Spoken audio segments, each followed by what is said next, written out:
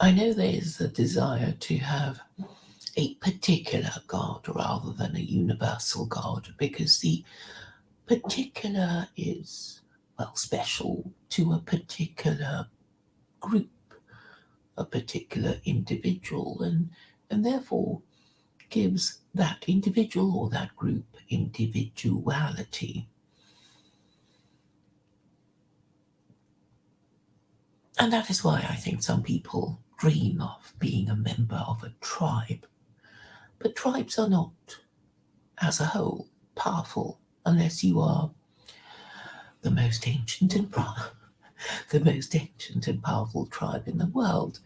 But if we were to ask Jews if they feel powerful, that would be, well, you would get a wide range of different answers. Obviously, some people, some Gentiles feel powerful and some don't, and it would be the same with Jews. I don't see how we can deny that, even if we think that they do better than Gentiles. Maybe they, as individuals, do not have the same perception of being Jewish as you do. Maybe the grass is always greener on the other side, and there will be people who envy Jews, and maybe Jews who want to be Gentiles. You wouldn't expect much awareness of these feelings because these individuals don't tend to confide in others about them. It's a guilty feeling, isn't it, that you would rather be somebody else. You would rather be a member of another sex or, well,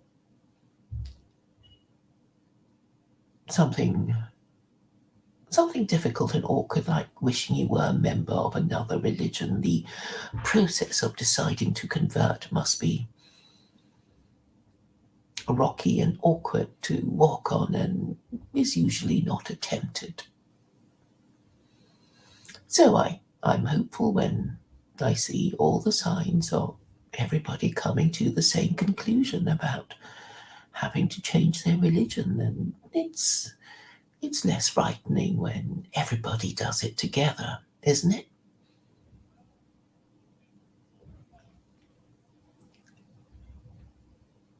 I think we should prepare ourselves for this eventuality, this inevitability. I assume you want things to improve, and for things to improve, we have to be heading in the right direction. Now, the usual objections of a universal God is that it is for everyone, and therefore it's not special, and we need our special deities, like what the Greeks had, for example. Now, the problem with that is that these particular gods of particular people of particular times have been tried and have failed. Only the universal God is going strong. So we have no choice. And anyway, the Jews have basically bagged him because the God of Israel is also Allah, the universal God. And here we have a very neat solution to our problems, as well as a satisfying narrative.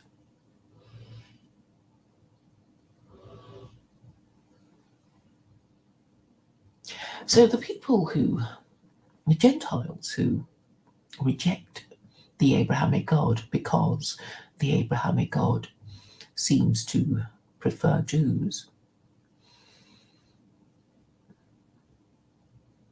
is for some an insuperable obstacle. I can see it myself. Why should we prefer a God that has made a particular group his special chosen people who claim that status and who lord it over the others who are not chosen?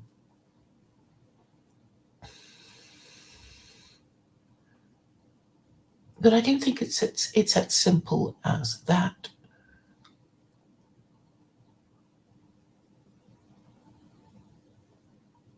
Do the chosen want to be chosen? Are they happy with the burden that has been placed on them? Can they escape their burden? I mean, that is really the question. You see, the Gentile has the option of converting to Judaism, but has the Jew the option of falling out of Judaism? Actually, they don't. If you look at their scripture, which says very definitely that Jews are not to have freedom of belief because those who are not observant have to be stoned to death. So is this an honourable situation to be in? I suppose in the olden days it would be, look, you've been given special status. How can you say no? How can you reject the gift of God of giving you this special chosen status? Of course you have to bear your burden with good grace, etc., etc. I imagine this is what the children of the aristocracy sometimes think, that, perhaps they would rather not have the burden of assuming the responsibilities of the aristocracy.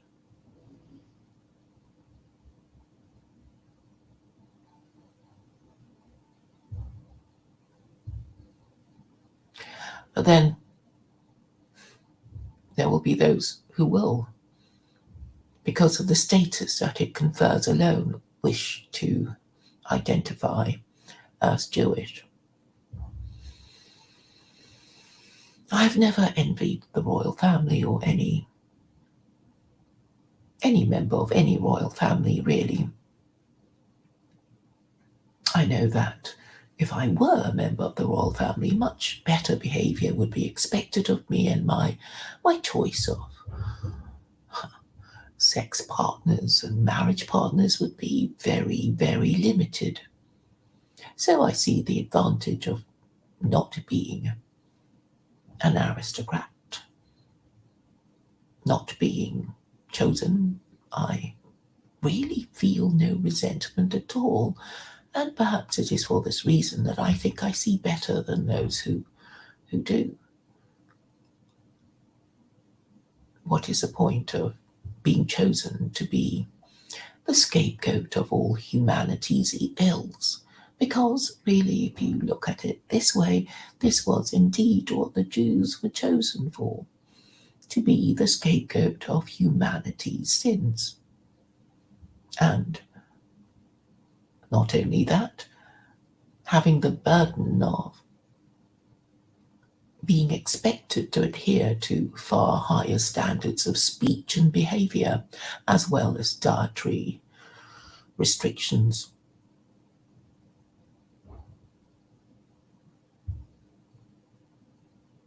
And this should make it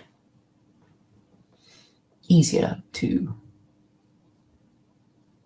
see that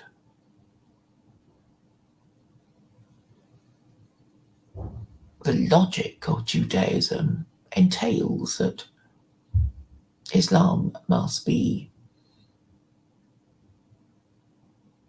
the only honest and rational choice. Because if there are only two religions acceptable to God, then any rational person who isn't certain of God's existence would have to choose the one with the lighter burden and the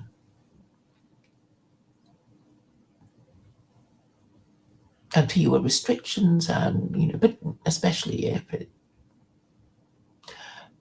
if the other one has 36 capital offences and the other one that is less restrictive does not.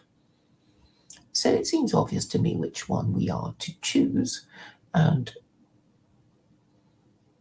it seems to me that the eventual reward for being Jewish is to become Muslim. So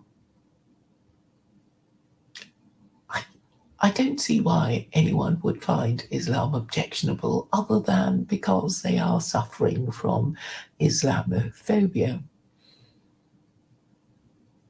Because if Jews are to insist that they are chosen and higher status than Gentiles, then they would have to accept that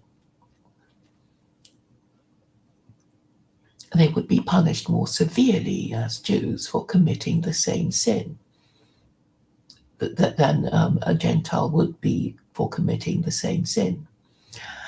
And this much is obvious, and we know this from the 36 capital offences that Jews are supposed to suffer when they break their own rules. I don't think anyone can really argue about that, other than the ones who say, "Oh, but we don't have to subject ourselves to these terrible punishments anymore. They're ancient or anachronistic or not applied, and it can't be applied, and there's no danger of Israel becoming a Torah theocracy." But if you do believe in God, then you would have to assume that if you're not punished in this life for the 36 capital offences in this life, then you will be the next. And, it's easy to clock up more than one capital offence in one lifetime. Because when you think of the heretical Jew, Paul, you'll see that in the New Testament he wrote a number of letters, his epistles to the Romans, to the Corinthians, to the Galatians, to the Ephesians, to the Philippians, to the Colossians, and to the Thessalonians. Now these are 7 different communities. So that would mean that Paul, the heretical Jew, has clocked up 7 death sentences. What would his crimes be? Let us go to the list of capital punishments in Judaism that I will now read to you.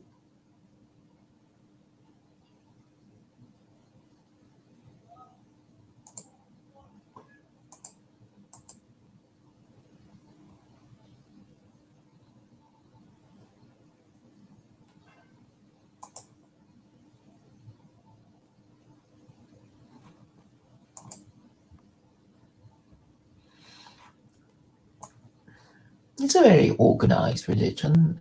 There are 4 types of capital punishment: stoning, burning,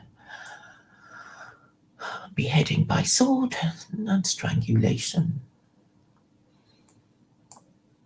So the stoning ones are usually for religious offences like violating the Sabbath, cursing one's own parent, being a stubborn and rebellious son, witchcraft,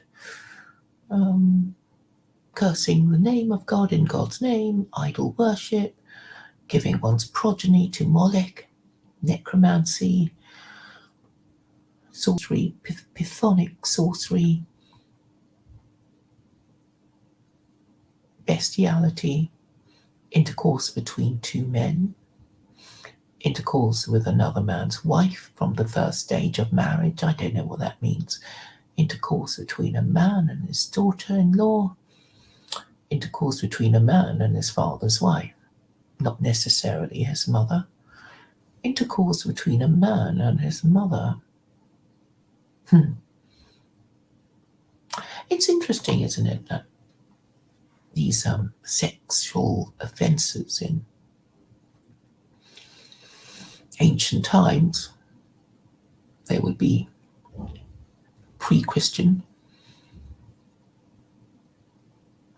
suggest that people then, with all these terrible punishments, would still have sex with each other. And obviously, if women are not allowed to go out much, then they would be in the home, and different male members of that family would find an excuse or be put in a position where they think they might get away with having sex with their mother, their father's wife, not necessarily their mother, their daughters-in-law, and intercourse with another man's wife from the first stage of marriage. I think that must be adultery, mustn't it? I'm not sure.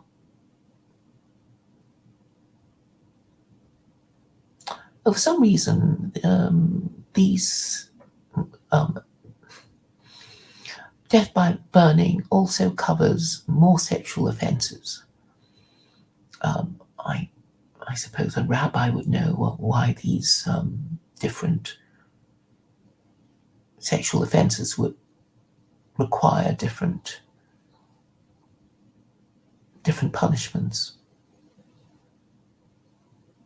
I mean, why would one kind of incest attract the death by stoning, and a different, another kind of incest attract death by burning? So the Jews had, well, a fire death penalty. It's called death by burning, but it's not the Christian way of doing it. It's this punishment is conducted by pouring molten metal, lead, or a mixture of lead and tin into one's throat rather than burning at the stake. But anyway, I always get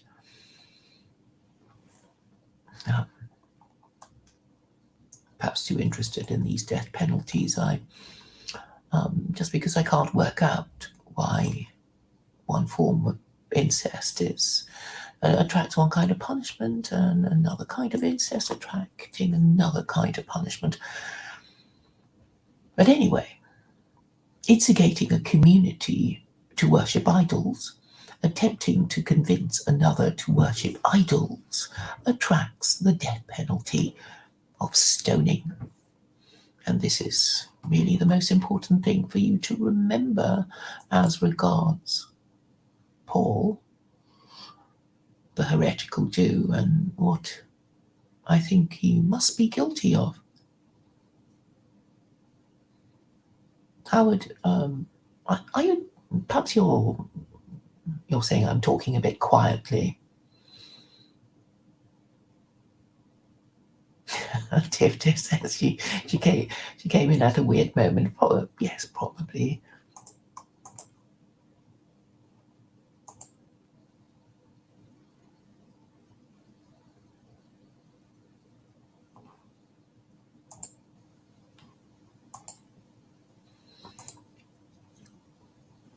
So what was my point? There's quite a few of you in my chat, but the count just says one. I think they're just trying to demoralize me.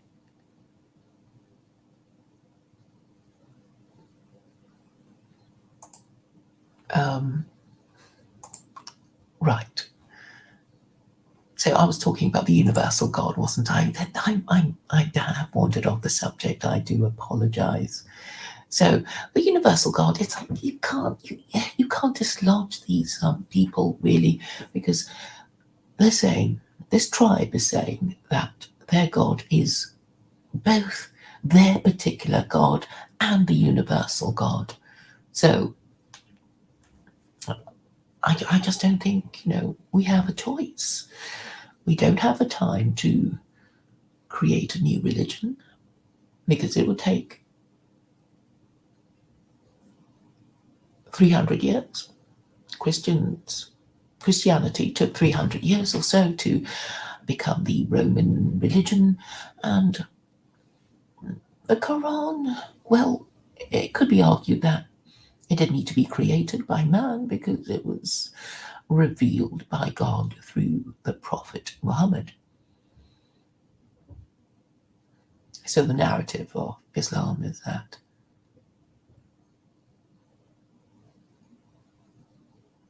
it came from God, and so this is really the thing. It's got to be scripture that comes from the highest possible source, and that is the point I'm trying to emphasize here. And if there's any suspicion of fraud, and then it won't work. And the problem of Christianity is that nobody really believed it, even when Christians took it seriously to the extent of burning heretics at the stake. I don't think they really believed it. It's not, you're not going to be walking around in nature and feeling, wonder and awe and, all that sort of thing. And you think, hey, Jesus is Lord. You don't. You think of transcendent things. You think of what could have created the universe. The numinous. Let me look up that word. I used it recently. Perhaps I used it incorrectly.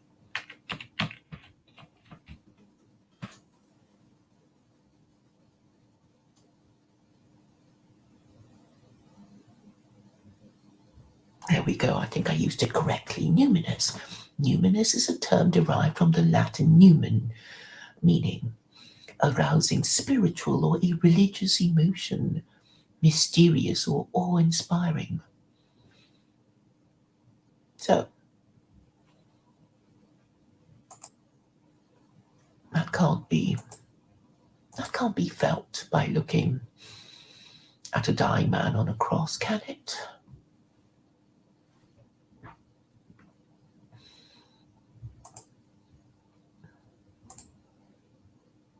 So this instinctive feeling when one is caught in some spiritual experience, usually when communing with nature, or I don't know, it's usually with nature, isn't it? I understand that there are people who say, oh, I thought I saw Jesus, or, something came upon me, or I felt the hand of God on my shoulder. People like Blair and Bush might say things like that. But I think when we think in numinous terms, we are talking about the creator of the universe. So, such a being, if such a being exists, is really impossible to imagine because we don't even know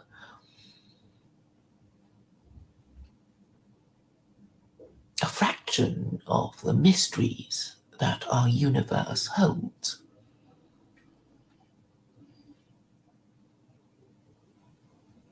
So I'm afraid Christians have been having the wrong religion for 2,000 years. And I think it was meant to fail. And I think it was a practical joke played by God on unprincipled people who don't really care about the principle of the thing. the principle of the thing is that God has forbidden idolatry and blasphemy. That's what he said. It's in the Torah. Christians apparently accept it. They talk about the Ten Commandments anyway, but they don't define the meaning of idolatry and blasphemy. And so the mystery of which religion to choose is not mysterious at all. If you want to worship the most powerful God, and why wouldn't you, then you have to choose the best religion for Gentiles. And Jews have to do their bit to endorse it. And in this way, fulfill their purpose as the people who dwell in a kingdom of priests, shining their light unto nations.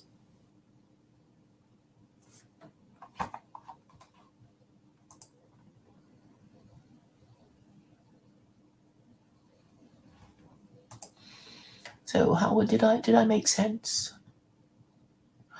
Yeah, sometimes I do. I'm afraid I'm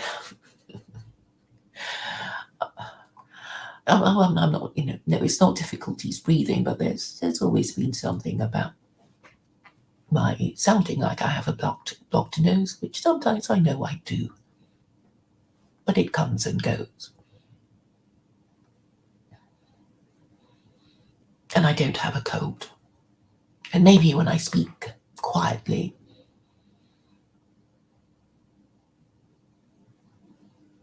I give that impression more. So I think I have explained why and how we are to choose our next religion. I guess I go on about it so much because I think, oh, it's so obvious. 1 and 1 is 2, isn't it? 2 and 2 is 4, isn't it? What is your problem? What is your problem?